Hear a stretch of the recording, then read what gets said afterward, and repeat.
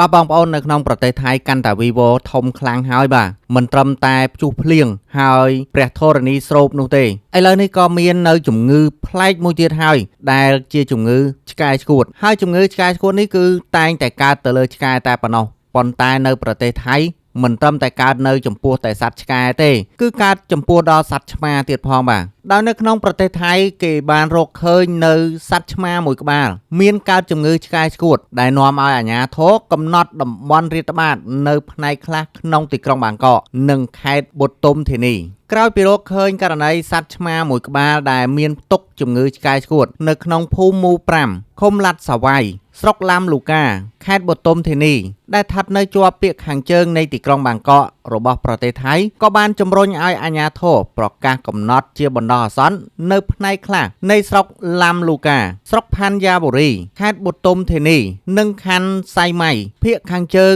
ទីក្រុងបាងកកជាតំបន់ប្រឈមនឹងការរាតត្បាតយ៉ាងខ្លាំងដោយជំងឺឆ្កែឆ្កួតសេចក្តីសម្រេចនេះបានចាប់ផ្ដើមដំណើរការចាប់ពីថ្ងៃទី25ខែកញ្ញាឆ្នាំ2025រហូតដល់ថ្ងៃទី25ខែតុលាឆ្នាំ2025ដែលមានរយៈពេល1ខែជុំវិញវិធានការហាមឃាត់ក្នុងតំបន់រាតត្បាតរយៈពេល1ខែនេះរួមមានហាមដាច់ខាតចំពោះការដឹកជញ្ជូនសត្វឆ្កែឬសត្វឆ្មា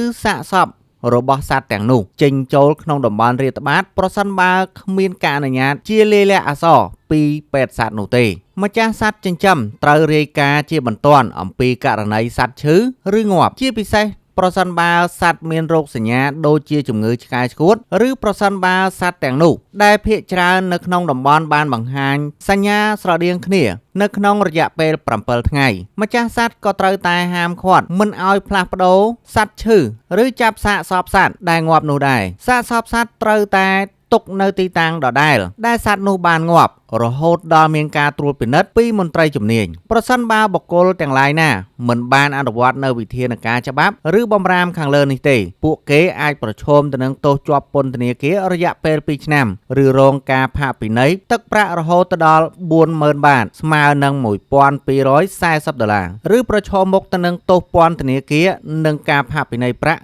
នៅក្នុងពេលដំណើរគ្នាតែម្ដងបាទបងប្អូននេះគឺជារឿងថ្មីទៀតហើយដែលប្រទេសថៃបាទកើតកលយុគមែនតែនហើយសូម្បីតែសត្វក៏មានបញ្ហាដែរបាទមិនត្រឹមតែឆ្កួតឆ្កែទេសូម្បីតែឆ្មាហ្នឹងក៏មានជំងឺឆ្កែឆ្កួតឆ្លងមកដែរនេះហើយគឺជាការចង់បានទឹកដីរបស់កម្ពុជាអញ្ចឹងអេដមីនសូមឲ្យបងប្អូនជួយជូនពរប្រទេសថៃឲ្យកើតរឿងឲ្យបានច្រើនបន្តទៀតបាទ